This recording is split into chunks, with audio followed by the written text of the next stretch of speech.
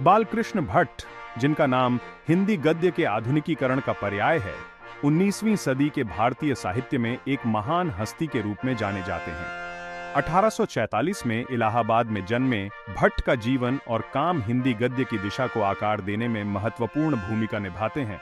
इसे संस्कृत निष्ठ रूपों से दूर एक सरल और सुलभ शैली की ओर ले जाते हुए उन्होंने एक स्पष्ट और सीधी भाषा का समर्थन किया, जिससे जटिल विचारों को व्यापक दर्शकों के लिए समझने योग्य बनाया जा सके। उनका प्रभाव उनके अपने लेखन से आगे बढ़कर लेखकों की पीढ़ियों को प्रभावित करता है और हिंदी साहित्य के ताने बाने को आकार देता है। उन्होंने बाल विवाह और जाति व्यवस्था जैसी सामाजिक बुराइयों के खिलाफ हथियार के रूप में अपनी कलम का इस्तेमाल करते हुए सामाजिक सुधार की अथक वकालत की। शिक्षा के प्रति भट्ट की प्रतिबद्धता और समाज के उत्थान के लिए ज्ञान की शक्ति में उनका विश्वास उनके पूरे काम में स्पष्ट है। उन्होंने व्यापक दर्शकों तक पहुंचने के महत्व को पहचाना और हिंदी गद्य को सरल बनाने के उनके प्रयास इसी विश्वास का प्रत्यक्ष प्रतिबिंब थे। उनके लेखन लोगों के साथ गहराई से प्रतिध्वनित हुए, बातचीत को जगाया और बदलाव को प्रेरित किया। हिंदी साहित्य में उनका योगदान विशाल और विविध है, जिसमें निबंध, व्यंग्यपूर्ण रचनाएं और हिंदी प्रदीप जैसी प्रभावशाली पत्रिकाओं की स्थापना शामिल है। अपने लेखन के माध्यम से उन्होंने सामाजिक मुद्दों का सामना किया, पारंपरिक मानदंडों को चुनौती दी और एक अधिक न्यायपूर्ण और न्यायसंगत समाज की दृष्टि को बढ़ावा दिया। उन्होंने पाखंड को उजागर करने और प्रगति की वकालत करने के लिए अपनी बुद्धि और ज्ञान का उपयोग करते हुए यथास्थिति पर सवाल उठाने का साहस किया। उनके साहस और दृढ़ विश्वास ने उन्हें अपने समय में बदलाव के लिए एक शक्तिशाली आवाज बना दिया। बालकृष्ण भट्ट के प्रारंभिक वर्ष पारंपरिक शिक्षा में डूबे हुए थे, जिसने उनके भविष्य के साहित्यिक प्रयासों की नींव रखी। उन्होंने संस्कृत में पूरी शिक्षा प्राप्त की, प्राचीन भारतीय शास्त्रों और साहित्य के समृद्ध ताने बाने में तल्लीन। शास्त्रीय ग्रंथों के इस प्रारंभिक संपर्क ने उनकी लेखन शैली को गहराई से प्रभावित किया और भाषा की उनकी समझ को आकार दिया। उन्होंने संस्कृत व्याकरण और काव्य शास्त्र की पेचीदगियों में महारत हासिल की, भाषा की बारीकियों के लिए गहरी प्रशंसा विकसित की।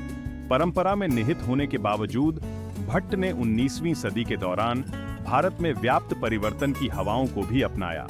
उन्होंने एक आधुनिक, सुलभ हिंदी गद्य की आवश्यकता को पहचाना जो व्यापक दर्शकों तक पहुंच सके। वे समझते थे कि भाषा सामाजिक परिवर्तन का एक शक्तिशाली उपकरण है और हिंदी का एक सरल रूप शिक्षित अभिजात वर्ग और आम लोगों के बीच की खाई को पाट सकता है। यह एहसास उनकी साहित्यिक यात्रा में एक महत्वपूर्ण मोड़ था। उन्होंने सरल वाक्य संरचनाओं और शब्दावली के साथ प्रयोग करना शुरू कर दिया, उस समय प्रचलित अलंकृत और संस्कृतनिष्ठ शैली से दूर हटते हुए। उनका मानना था कि भाषा स्पष्ट संचार का माध्यम होनी चाहिए, समझ में आने में बाधा नहीं। इसी दृढ़ विश्वास ने उन्हें हिंदी गद्य के अधिक सरल और सुलभ रूप का समर्थन करने के लिए प्रेरित किया।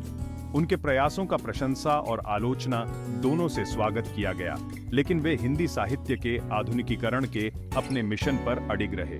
शिक्षा के प्रति उनका समर्पण और भाषा के प्रति उनके जुनून ने उन्हें आधुनिक हिंदी गद्य के अग्रणी बनने के लिए प्रेरित किया।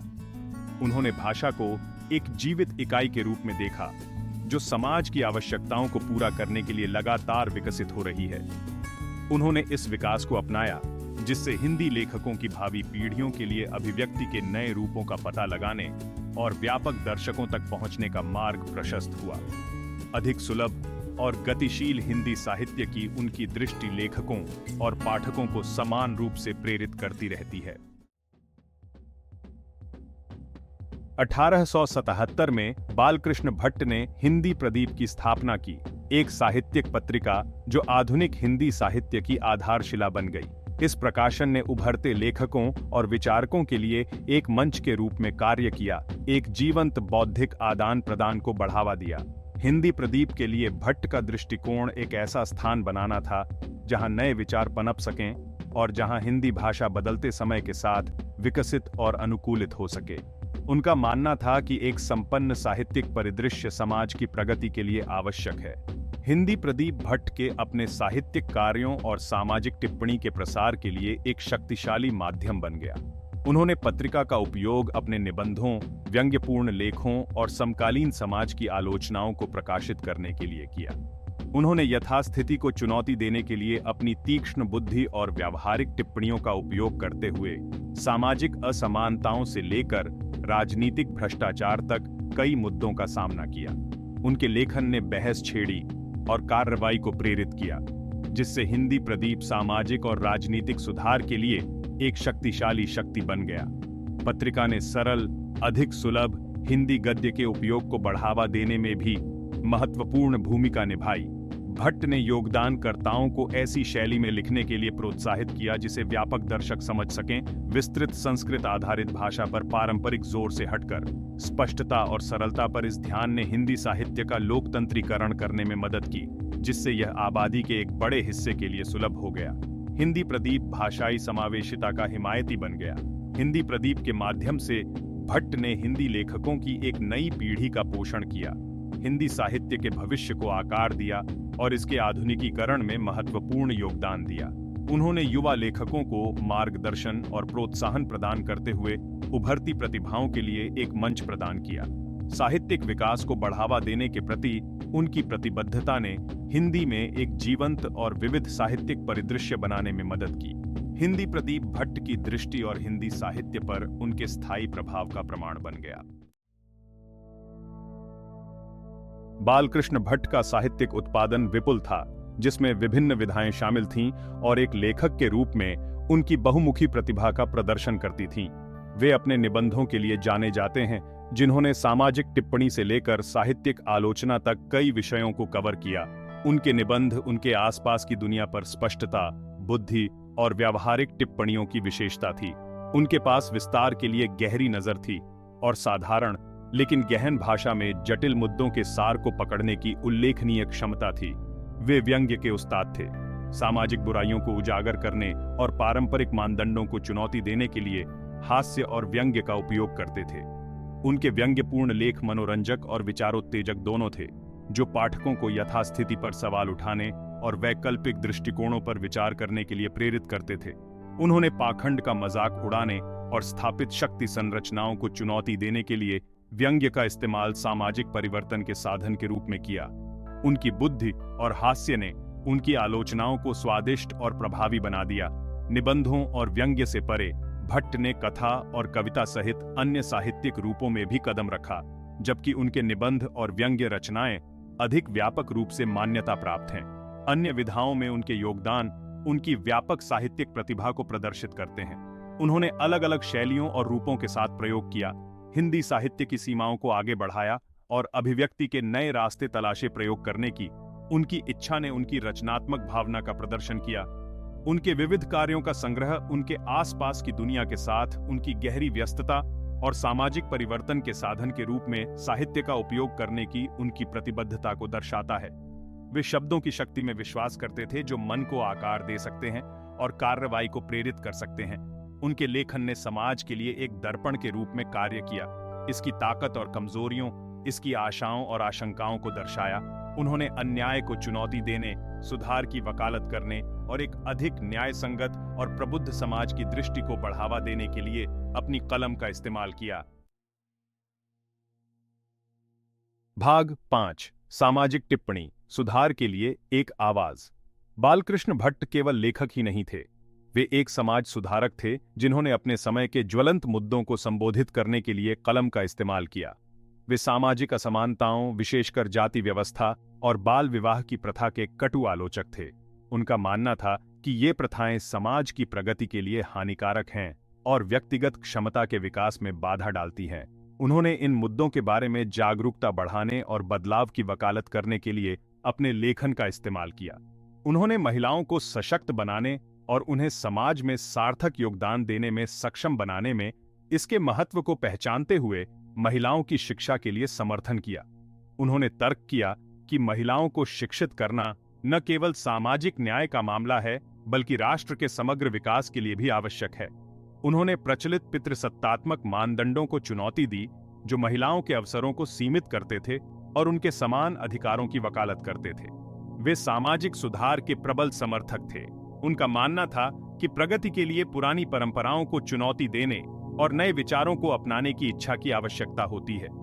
उन्होंने अपने पाठकों को यथास्थिति पर सवाल उठाने और अधिक न्यायपूर्ण और न्यायसंगत समाज के लिए प्रयास करने के लिए प्रोत्साहित किया। उनका मानना था कि शिक्षा, जागरूकता और सामूहिक कार्रवाई से परिवर्तन संभव है। उनके लेखन ने कार्रवाई के आह्वान के रूप में कार्य किया, व्यक्तियों और समुदायों को बेहतर भविष्य के लिए काम करने के लिए प्रेरित किया। उन्होंने हाशिए पर रहने वालों की आवाज को बुलंद करने और सत्ता की संरचनाओं को चुनौती देने के लिए अपने मंच का इस्तेमाल किया, जिसने असमानता को कायम रखा।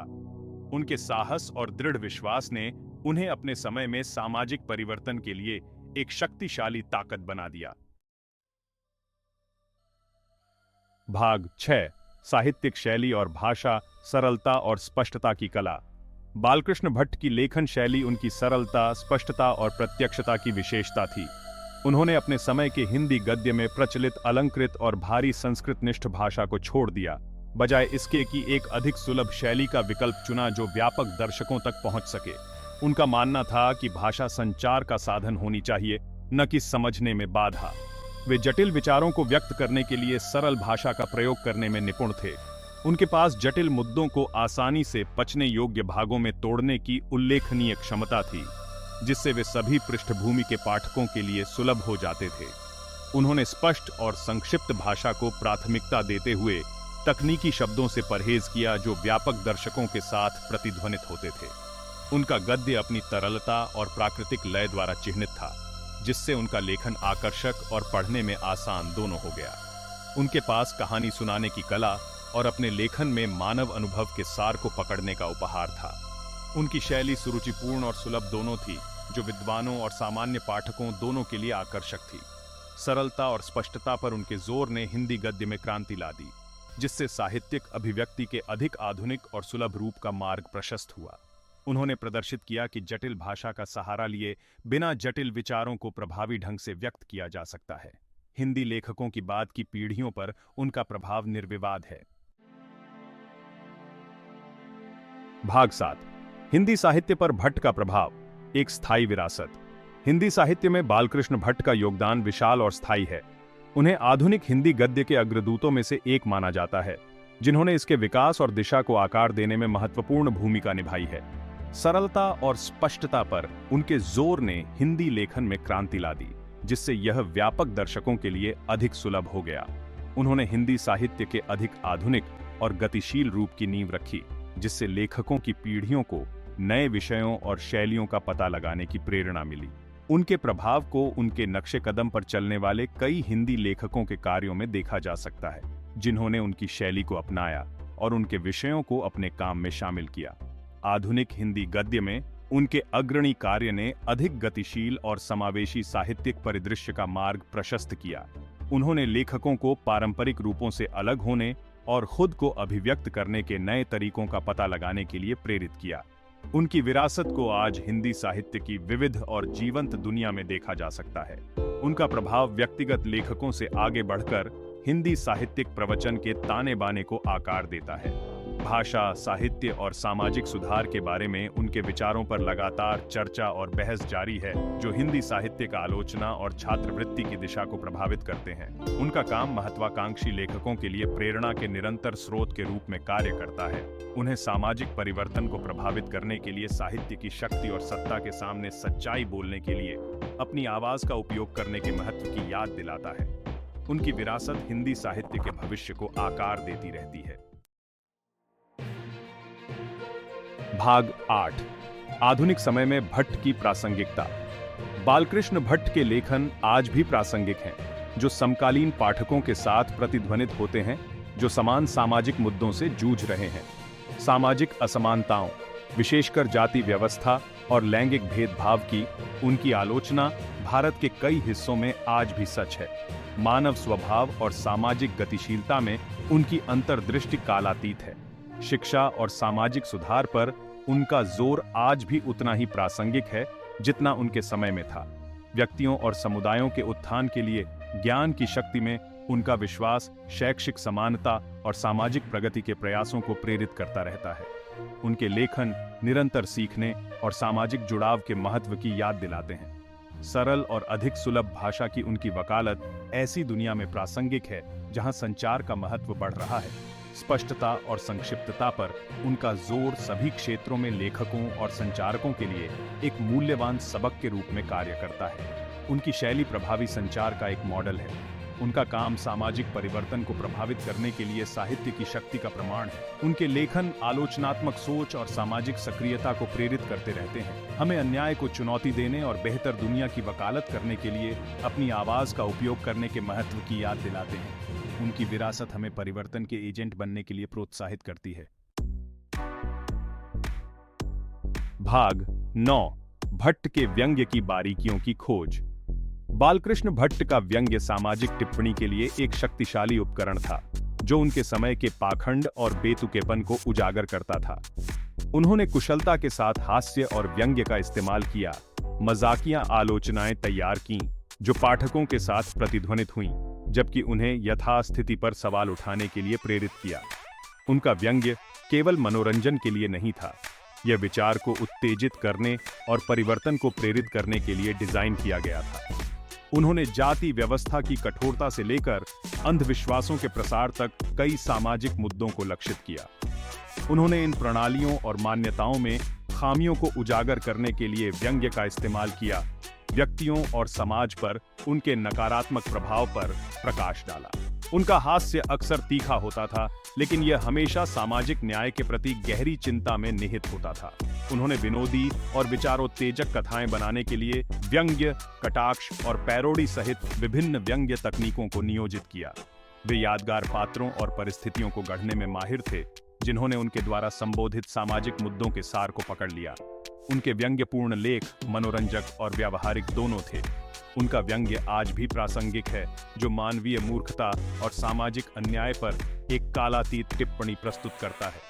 उनकी बुद्धि और ज्ञान पाठकों के साथ प्रतिध्वनित होते रहते हैं, हमें आलोचनात्मक सोच के महत्व और सामाजिक दोषों को उजागर करने के लिए हास्य की शक्ति की याद दिलाते हैं। उनकी व्यंग्य रचनाएं उनकी साहित्यिक विरासत का एक मूल्यवान हिस्सा है।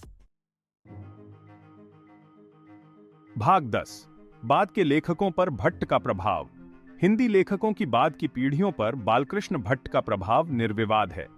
सरल और सुलभ भाषा पर उनका जोर, सामाजिक टिप्पणी के प्रति उनकी प्रतिबद्धता और व्यंग्य में उनकी महारत ने हिंदी साहित्य पर एक अमिट छाप छोड़ी है।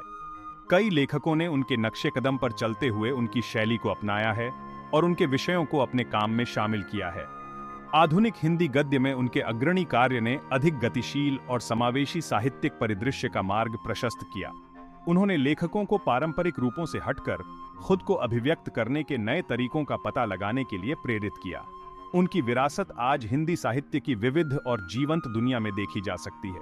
उनका प्रभाव व्यक्तिगत लेखकों से आगे बढ़कर हिंदी साहित्यिक प्रवचन के ताने बाने को आकार देता है। भाषा, साहित्य और सामाजिक सुधार के बारे में उनके विचारों पर अभी भी चर्चा और बहस जारी है, जो हिंदी साहित्यिक आलोचना और छात्रवृत्ति की दिशा को प्रभावित करते हैं। उनका काम महत्वाकांक्षी लेखकों के लिए प्रेरणा के निरंतर स्रोत के रूप में कार्य करता है। उन्हें सामाजिक परिवर्तन लाने के लिए साहित्य की शक्ति और सत्ता के सामने सच्चाई बोलने के लिए अपनी आवाज का उपयोग करने के महत्व की याद दिलाता है। उनकी विरासत हिंदी साहित्य के भविष्य को आकार देती रहती है। भाग 11, निष्कर्ष, एक स्थायी साहित्यिक प्रतीक। बालकृष्ण भट्ट की स्थायी विरासत न केवल उनके विपुल साहित्यिक उत्पादन पर बल्कि आधुनिक हिंदी गद्य के विकास पर उनके गहरे प्रभाव पर भी टिकी हुई है। सरल सुलभ भाषा के उनके समर्थन के साथ साथ उनकी तीक्ष्ण सामाजिक टिप्पणी और व्यंग्य के उत्कृष्ट उपयोग ने हिंदी साहित्य में एक महत्वपूर्ण व्यक्ति के रूप में उनकी स्थिति को मजबूत किया। उन्होंने विद्वान अभिजात वर्ग और आम पाठक के बीच की खाई को पाटने, साहित्य तक पहुंच का लोकतंत्रीकरण करने और अधिक समावेशी साहित्यिक परिदृश्य को बढ़ावा देने में सफलता प्राप्त की। सामाजिक सुधार के प्रति उनकी प्रतिबद्धता, विशेषकर महिला शिक्षा की उनकी वकालत और बाल विवाह और जाति व्यवस्था जैसी सामाजिक बुराइयों की उनकी आलोचना, सकारात्मक परिवर्तन को प्रेरित करने के लिए साहित्य की शक्ति में उनके गहरे विश्वास को दर्शाती है। उन्होंने अन्याय के खिलाफ हथियार के रूप में अपनी कलम का इस्तेमाल किया, पारंपरिक मानदंडों को चुनौती दी और अधिक न्यायपूर्ण और न्याय संगत समाज की वकालत की। उनके साहस और दृढ़ विश्वास ने उन्हें सुधार के लिए एक शक्तिशाली आवाज बना दिया। हिंदी प्रदीप की उनकी स्थापना ने उभरते लेखकों और विचारकों के लिए एक महत्वपूर्ण मंच प्रदान किया, एक जीवंत बौद्धिक समुदाय का पोषण किया और हिंदी साहित्य के प्रक्षेप वक्र पर उनके प्रभाव को और मजबूत किया। पत्रिका ने साहित्यिक नवाचार के प्रकाश स्तंभ के रूप में कार्य किया, सरल हिंदी गद्य के उपयोग को बढ़ावा दिया और लेखकों की एक नई पीढ़ी की विविध प्रतिभाओं का प्रदर्शन किया। बालकृष्ण भट्ट का योगदान उनके अपने लेखन से कहीं आगे तक फैला हुआ है। वे एक संरक्षक, एक संपादक, एक समाज सुधारक और सबसे बढ़कर हिंदी साहित्य के एक हिमायती थे। उनकी विरासत लेखकों, विद्वानों और पाठकों को समान रूप से प्रेरित करती रहती है, हमें शब्दों की परिवर्तनकारी शक्ति और अच्छे के लिए एक ताकत के रूप में साहित्य का उपयोग करने के स्थायी महत्व की याद दिलाती है। वे एक सच्चे साहित्यिक प्रतीक बने हुए हैं। उनका काम दुनिया में दिमाग को आकार देने और सकारात्मक बदलाव को प्रेरित करने के लिए भाषा की शक्ति का प्रमाण है।